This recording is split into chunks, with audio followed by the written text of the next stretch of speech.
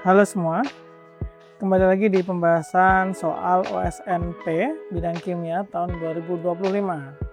Pada video kali ini kita akan membahas soal nomor 3 ya. Ini tentang kimia organik. Mari kita baca dulu soalnya. Senyawa X yang berasal dari resin tanaman pinus diketahui memiliki data analisis unsur sebagai berikut. Ini udah ada data persentase massa atom-atom penyusunnya ya. Ini CHO. Masing-masing udah ada persentasenya. Kemudian di sini ada spektrum massa dan spektrum IR senyawa X ditunjukkan di bawah. Nah, ini ada spektrum massa, yang sebelah kanan ini adalah spektrum IR-nya. Soal A, rumus molekul senyawa X yang direpresentasikan sebagai CQHROS dengan nilai Q, R, dan S secara berturut-turut adalah Q-nya berapa, R-nya berapa, S-nya berapa. Oke. Nah, nanti tentunya kita akan menggunakan data presentasi massa ini ya. Persentase massa untuk mencari rumus empirisnya. Kita lanjutkan lagi, sehingga senyawa X memiliki nilai dBe. dBe atau double bond equivalent. Berdasarkan spektrum IR, senyawa X memiliki gugus fungsi utama titik-titik. Oke. Baik, sebelum kita ke perhitungan untuk menentukan rumus molekulnya, kita perlu data MR atau massa molekulnya. Dari mana kita tahu? Dari data spektrum massa ini, spektroskopi massa ini. Nah, ini kita lihat sinyal yang paling besar M per Z-nya, ini berarti adalah si ion molekul dari senyawa X. Di mana itu adalah MR-nya. Nah, ini ya yang paling besar, puncak intensitas relatifnya. Berarti MR-nya adalah di sekitar 300-an ini. Nah, kemudian kalau dari data ini kita tulis dulu ya. Berarti dari sini MR itu sekitar ya 300-an lah ya, 300-an. Nah, sementara untuk serapan atau data spektrum IR-nya, ini ada serapan yang sangat spesifik. Di sini di 1600-700-an. Bagian ini ya, ini biasanya gugus karbonil, CO rangkap. Sedangkan untuk yang di 3000-an, ini ada ya 3000-an dan puncaknya lebar. Ini kemungkinan adalah kalau nggak NH, OH. Nah, karena di sini penyusun atom-atom penyusun senyawa X itu adalah CH dan O, maka nggak mungkin NH. Berarti kemungkinannya adalah OH. Nah, kayak gitu. Nah, sekarang kita ringkas dulu ya. Dari dua tabel ini kita bisa dapat data MR-nya 300-an. Kemudian gugus fungsinya ada OH dan CO. Oke, kita udah ringkas di sini. Nah, sekarang kita tentukan berapa Q, berapa R, dan berapa S-nya dari CQHROS dengan menggunakan data persentase massa. Oke, seperti prosedur pada umumnya, kita akan mencari rumus empirisnya dulu. Ini kita cari perbandingan molnya CHO dengan cara membagi persentase massa ini dengan masing-masing AR, atom-atomnya. Jadi ini untuk yang C 79,42 dibagi 12 banding H 10% bagi 1. Kemudian yang O 10,58 dibagi AR-nya 16. Kita hitung satu persatu, 79,42 bagi 12 dulu. Ini adalah 6,62 gitu ya. 6,62 banding 10 banding yang O ini adalah 10,58 bagi 16. Oke, 0,66. Baik, ini masih belum bilangan bulat ya. Jadi kita ubah dulu bilangan bulat dengan cara ini ketiganya dibagi dengan bilangan yang paling kecil. Dibagi dengan bilangan yang paling kecil itu berarti 0,66 ya. Dibagi 0,66. Jelas untuk yang atom O 0,66 dibagi 0,66 ya 1 gini kan. Terus kita hitung untuk C dan O-nya. Untuk yang C 6,62 dibagi 0,66 jadinya 10.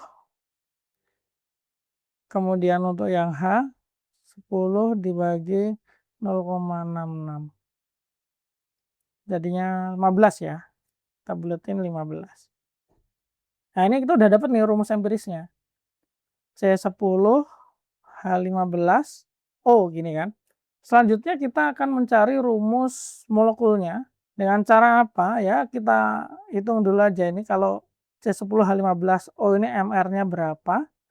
Kita hitung ya, 10 kali 12, 120 tambah 15 tambah 16. Ini berarti ini 31, terus tambah 120 berarti 151 gini ya. Nah, padahal tadi MR-nya berdasarkan spektrum massa itu adalah 300-an. Berarti 151 untuk jadi 300-an dikali 2. Nah, berarti supaya dapat MR sesuai dengan data spektrum massa tadi, maka rumus molekulnya haruslah ini C10 H15O ini dikali 2. Berarti rumus molekulnya adalah C20 H30 O2. Ini ya. Berarti Q-nya adalah 20, R-nya 30, S-nya adalah 2. Sehingga senyawa X memiliki nilai DBE, double bond equivalent, sebesar berapa? Oke, ini untuk double bond equivalent itu kayak gini ya ngitungnya ya. Jadi dia ini mengasumsikan bahwa kalau misalkan molekul ini itu ada ikatan rangkapnya, kan ini kita nggak tahu strukturnya ya. Misalkan kalau ada ikatan rangkapnya, berapa banyak ikatan rangkap yang dimiliki oleh molekul ini? Nah, kayak gitu, kurang lebih seperti itu pertanyaannya, mencari DBE ini. Apakah pasti ikatan rangkapnya sebanyak itu? Ya belum tentu. Karena ini kan namanya double bond equivalent aja. Jadi bisa jadi dia nggak punya ikatan rangkap, tapi dia punya cincin. Nah, gitu, struktur cincin atau struktur siklik. Jadi kalau satu siklik itu setara dengan satu ikatan rangkap 2. Gitu. Kalau satu ikatan rangkap 3 setara dengan 2 ikatan rangkap 2. Nah, kayak gitu. Cara ngitungnya gimana? Nah, kalau teman-teman pernah belajar di SMA pasti pernah belajar ya, yang rumus alkana, alkena, alkuna itu kan ada Cn H, H2n plus 2 gini ya. Ini kan untuk alkana. Alkana berarti dia jenuh sudah. Kalau si alkena CnH2n gitu kan. Alkena. Tapi ada juga yang CnH2n ini itu adalah sikloalkana. Sikloalkana. Nah, alkena jelas dia kan berarti punya ikatan rangkap kan. Kalau rumusnya CnH2n berarti dia satu ikatan rangkap gini. Atau kita bisa bilangnya adalah untuk alkena yang CnH2n itu DBE-nya sama dengan 1. Karena dia punya satu ikatan rangkap. Tapi untuk sikloalkana kan nggak punya ikatan rangkap kan. Tapi dia tetap punya DBE. DBE-nya berapa? 1 juga. Kenapa? Karena ya ini rumus molekulnya kan sama nih. CnH2n ya kan. Kalau alkana jelas ikatannya tunggal semua, berarti DBE-nya 0, dia nggak punya double bond equivalent. Nggak punya double bond dan nggak punya double bond equivalent. Nah, berarti double bond equivalent itu bisa juga dihitung sebagai berapa jumlah H tambahan supaya dia menjadi jenuh atau menjadi alkana, ikatannya tunggal semua. Ikatan tunggal semua dan terbuka. Berapa jumlah H-nya? Baru dibagi 2, itulah DBE. Kayak gitu ya. Nah, sekarang kalau teman-teman lihat di sini, di bagian atom C dari senyawa X, ini kan udah 20. Berarti supaya dia itu jenuh, dia harusnya C20, H, N-nya kan berarti 20 kan, berarti H-nya seharusnya adalah 20 kali 2 tambah 2, O2 gini. Nah, ini berapa nih? 2N itu berarti kan 2 kali 20 nih 40, 42. 42, gini kan? Selisihnya berapa dengan yang sebenarnya? Jadi dia punya 30 kan hanya kan?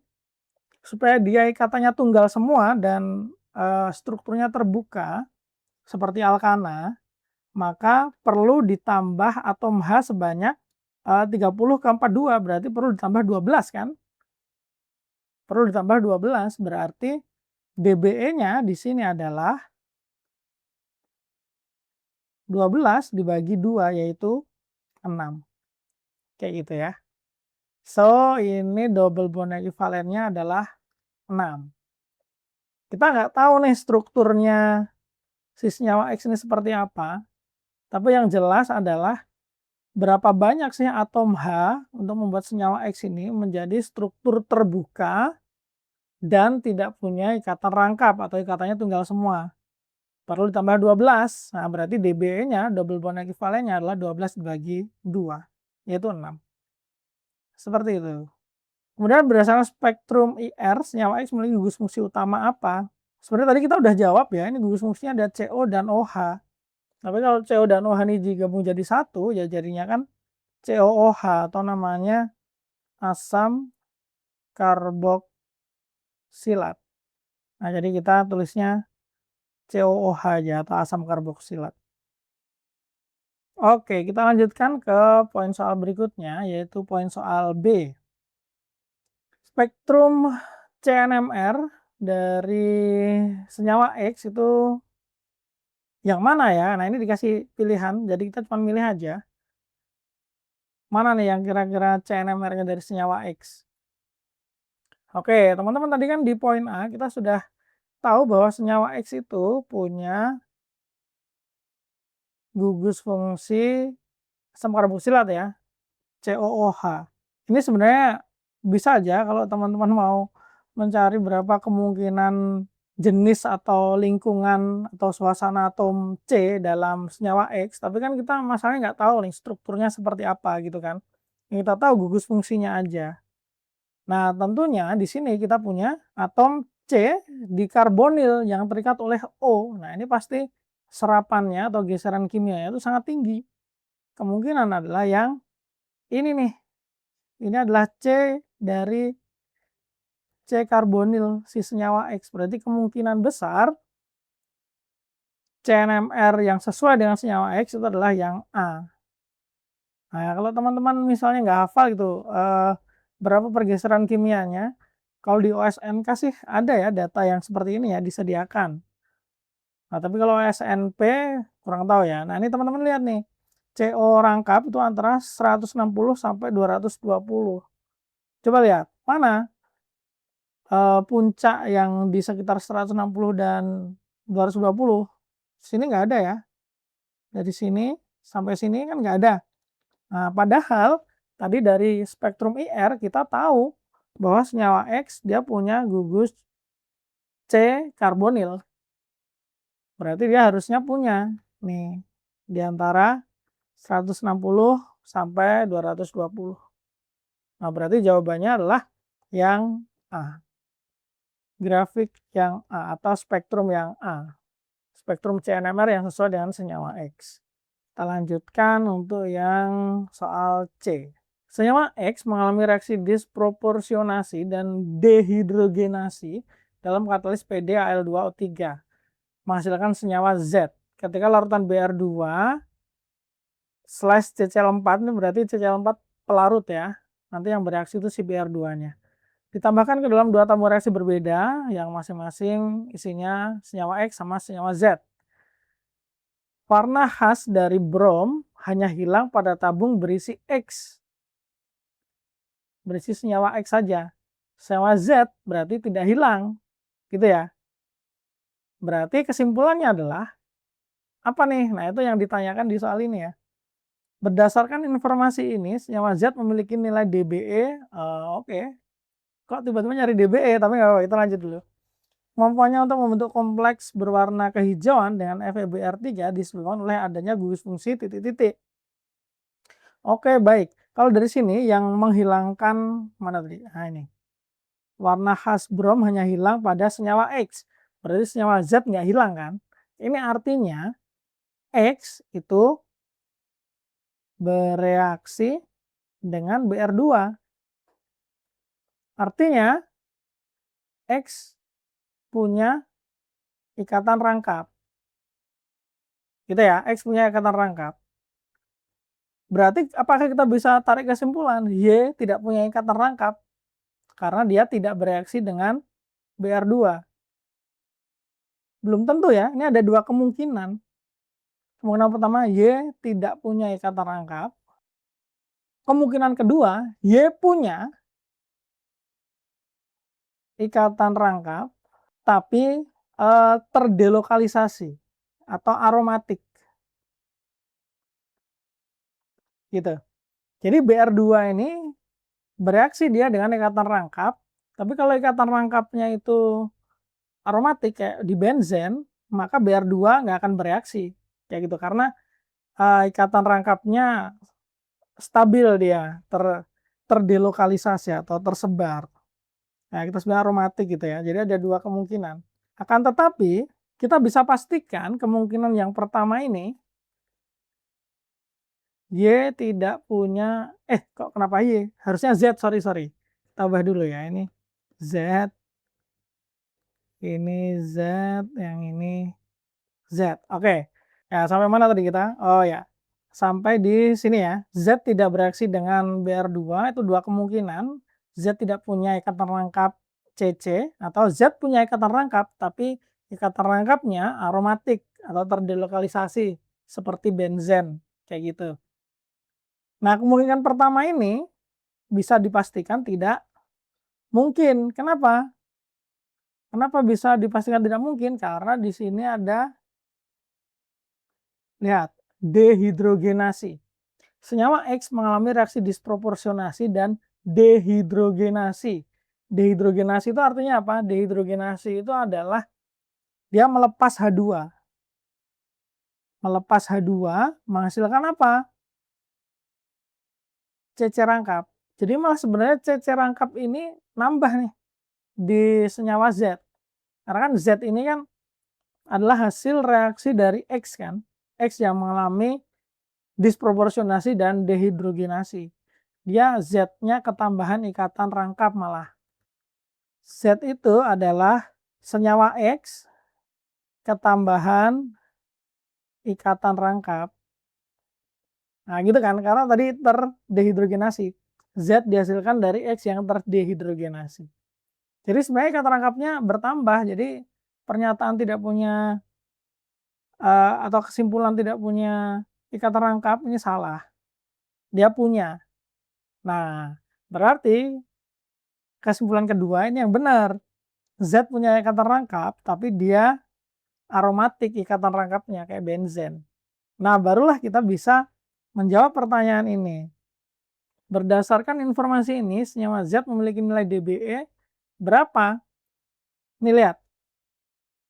Kan ikatan rangkapnya Z itu adalah sama seperti ikatan rangkapnya X, tapi ketambahan 1 karena dehidrogenasi tadi kan. Berarti harusnya dBe-nya Z lebih banyak daripada X. Atau dBe Z itu adalah dBe-nya X tambah 1. Tadi dBe X berapa ya? Tadi dBe-nya X adalah ini 6. Nah, berarti Z-nya itu adalah 6 tambah 1, berarti 7. Kita tulis saja di sini. 7 dBe-nya. Dan kemampuannya membentuk kompleks berwarna kehijauan dengan FeBr3 disebabkan oleh adanya gugus fungsi apa? Nah, ini kan dibilang senyawa Z dapat membentuk kompleks berwarna kehijauan ketika ditambahkan larutan FeBr3. Ini jelas ya, dia membentuk senyawa kompleks. Cuman kan di sini pembeda antara Z dan X. Kalau Z kan ini disebutkan spesifik nih membentuk kompleks berwarna kehijauan. Berarti apa yang dipakai untuk berikatan dengan si Fe atau atom logamnya ini? Nah, atom logamnya itu bisa, atom logam itu bentuk kompleks itu bisa dia menggunakan PeB dari ligan, atau kalau ligannya punya gugus aromatik, dia bisa pakai juga sebagai ligan. untuk berikatan dengan si atom logam pusatnya. Nah, berarti fungsinya apa? Yang ini, aromatik, gitu. Itu bisa dipakai buat ligan ya. Sekarang kita lanjut ke soal berikutnya. Senyawa X dapat ditransformasi menjadi senyawa Y berikut. Nah, ini senyawa Y-nya. Senyawa Y memiliki titik-titik karbon kiral, sehingga memiliki stereokimia maksimum yang dimiliki adalah titik-titik. Konfigurasi absolut pada karbon nomor 10 adalah titik-titik. Wah, ini ada 3 pertanyaan ya. Oke, atom karbon kiral itu berarti atom karbon yang mengikat 4 gugus berbeda. Ada berapa ya? Kita cek dari yang nomor 1. Nomor 1 ini CH2, ini bukan. Nomor 2 juga bukan. Nomor 3 bukan. Nomor 4 bukan juga. Ini karena ini sama ya, ada CH. Di sini CH3, sini CH3 juga. Untuk nomor 5 ini, nomor 5 iya. Oke, kita tanya dulu nomor 5. Iya, nomor 6 tidak, 7 tidak, 8 tidak karena dia ada rangkapnya. 9 iya. 10 iya juga. 11 tidak, 12 tidak, 13 tidak, 14 tidak. Berarti dia punya 3 atom C kiral ya. Ini berarti 3 karbon kiral. Sehingga stereokimia maksimumnya berapa? Ya udah 2 pangkat N. N-nya adalah jumlah karbon kiral. 2 pangkat 3 yaitu 8. Terus di sini diminta konfigurasi absolut pada karbon nomor 10 adalah, baik ini karbon nomor 10 ya. Kita breakdown dulu. Di sini ada CH3 berarti ini CH2, yang ini C aja karena udah ada H-nya di sini ya. Yang ini adalah C aja juga. Oke, prioritas yang paling lemah itu adalah si CH3. Nah, kita ini dulu ya. Urutan prioritas dulu. Urutan prioritas nomor satunya, nomor 4 jelas si CH3. Terus yang nomor 3-nya antara 1, 9 atau 5 ya. Kalau kita lihat dari si 5, C ini mengikat 2 C lain. 9 juga mengikat 2 C lain, tapi 1 mengikat 1 C aja. Oke, berarti si CH2 nomor 1 itu adalah prioritas ketiga. Nah, sekarang penentuan prioritas pertamanya itu berarti antara yang C nomor 5 sama C nomor 9 ya. Ini sama-sama mengikat 2. Tapi kalau kita lihat di sini, C nomor 5 kan mengikat C, yang nomor 4 dia mengikat 2 C. Sementara untuk yang nomor 9 dia mengikat 2, tapi masing-masing dari C ini hanya mengikat 1 C yang lain. Nah, berarti yang nomor 5 ini lebih prioritas. Berarti C nomor 5 sama yang terakhir, yang prioritas 2 berarti C nomor 9. Nah, gini ya. Atau kalau kita gambar, kita misalkan saja ya, ini adalah A, ini adalah B, ini adalah C, yang nomor 4 biar tetap CH3. Ini berarti ini ada CH3, terus yang ini ada A, sorry, ini ada C, ini ada A, ini ada B gitu ya. Masalahnya di sini adalah si CH3 prioritas paling lemah ini berada di depan. Kalau kita sedikit putar gitu ya, putar mungkin 180 derajat, kurang lebih bentuknya akan jadi seperti ini. CH3-nya jadi menjorok ke belakang, B-nya jadi di sebelah kiri, C-nya sebelah kanan, A-nya tetap gini kan. Gitu. Nah, baru deh kita bisa mengurutkan prioritasnya, kan prioritasnya dari 1, 2, 3, A, B, C kan. Ini muternya berarti dari A ke B, B ke C, C balik ke A lagi. Nah, ini muternya ke kanan kan. Kalau putarannya ke kanan, dengan prioritas terakhirnya di belakang, yang menjorok ke belakang, maka dia adalah R. Konfigurasi absolutnya adalah R. Sudah, ini berarti R gitu ya. Beres yang nomor D. Nah, sekarang pertanyaan nomor E. Ketika senyawa Y direaksikan dengan H2O2 dalam suasana basah, maka reaksi akan terjadi pada H2O2 peroksida. Dia itu akan menyerang ya tentunya yang ini ya, ketan rangkap. Ketan rangkap CC. Nah, nanti akan membentuk apa dia? CC tambah peroksida itu nanti dia akan membentuk epoksida. Nah, gini ya. Nah, ini nggak harus H2O2 sebenarnya untuk membentuk epoksida. Dia bisa juga pakai peroksida yang lain seperti MCPBA. Oke, kita lanjut ke soal berikutnya. Reagen yang paling sesuai mereduksi senyawa Y menjadi turunan alkoholnya, yaitu ini ya, struktur Y ya, tanpa memengaruhi ikatan rangkapnya. Yang mana gitu. Nah, ini ada dua kondisi. Yang pertama mereduksi Y menjadi alkoholnya. Yang kedua adalah tanpa memengaruhi ikatan rangkapnya. Kita cek satu persatu ya. Berarti kalau di Y ini kan ada gugus fungsi ini karbonil sama cal rangkap ini ya. Berarti kita fokus ke karbonil. Karbonil nanti menjadi alkohol. Kalau direaksikan dengan hidrazin NH2 atau N2H4 sama KOH ini, dia itu yang terjadi adalah seperti ini, karbonil berubah jadi CH2. Berarti bukan ya. Ini bukan. Nah, kalau yang ini NaBH4 H3O+, nah ini NaBH4 ini kan reduktor. Reduktor dari aldehid ke alkohol atau keton ke alkohol. Nah, ini kan keton. Keton ke alkohol NaBH4. Ya benar, ini berarti ini. Jawabannya ini ya. Kalau H2PDC ya tentu saja dia bereaksinya justru malah ikatan rangkap. Ikatan rangkap jadi tunggal gitu kan. ZnHg dalam HCl. Nah, ini apa ya? Ini reduktor tapi biasanya dipakai untuk reagen tambahan dari ozonolisis. Jadi kalau ini digabung ozonolisis ya pasti ini putus kan. Ketan rangkapnya kayak gitu. Nah, yang paling tepat adalah NaBH4. Oke, lanjut next. Reagen yang paling sesuai untuk memutuskan ikatan rangkap senyawa Y tanpa mempengaruhi gugus karbonilnya adalah memutus ikatan rangkap. Berarti gini ya, ikatan rangkap diputus. Ya ini jelas, ozonolisis kan. Itu dulu. Nah, nanti kita cek yang tanpa mempengaruhi. Ozonolisis berarti harus ada ozonnya.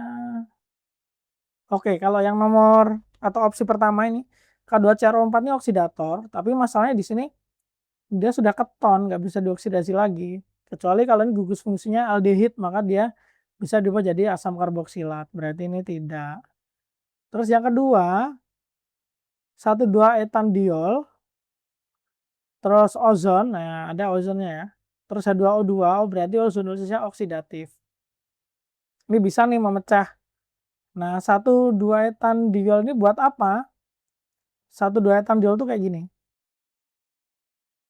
Nanti kalau dia direaksikan dengan karbonil, apa yang terjadi? Dia akan membentuk gugus pelindung di karbonilnya.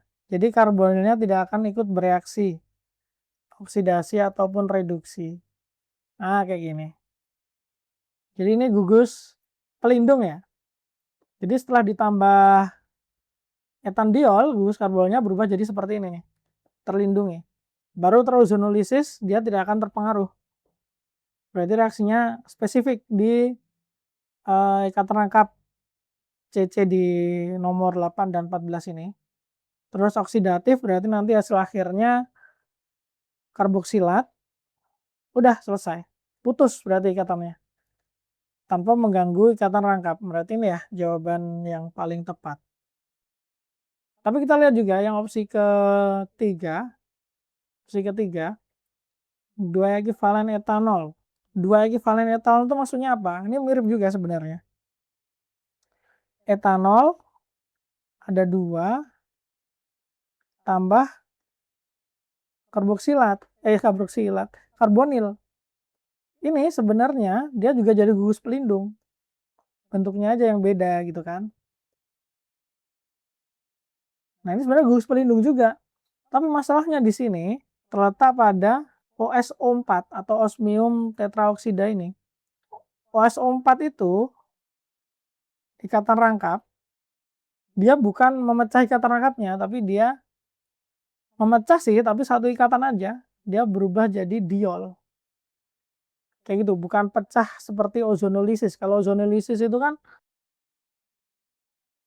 pecah dia. Nah, kayak gitu. Nah, gini kan. Ini benar ada gugus pelindungnya di karbonil, tapi si osmium tetraoksida ini tidak memecah ikatan rangkapnya kayak gitu. Terus opsi yang terakhir ini ozonolisis aja biasa, tidak ada gugus pelindungnya. Walaupun sebenarnya mungkin ya, ini ozonolisis itu kan dia sebenarnya udah spesifik ke ikatan rangkap CC ya. Kayaknya sih dia nggak akan menyerang juga ke ikatan rangkap karbonil ini. Cuma CC aja, cuman mungkin untuk memastikan agar terjadi secara spesifik di gugus fungsi dari alkena ini, gugus karbonilnya harus dilindungi dulu pakai 1,2 etandiol. Kayak gitu. Jadi mungkin jawaban yang paling tepat adalah yang opsi kedua. Meskipun sebenarnya opsi keempat bisa aja sih, dia nggak akan ngubah juga ke karbonil menurut saya gitu ya. Oke, selesai sudah pembahasan soal nomor 3 WSNP Kimia tahun 2025.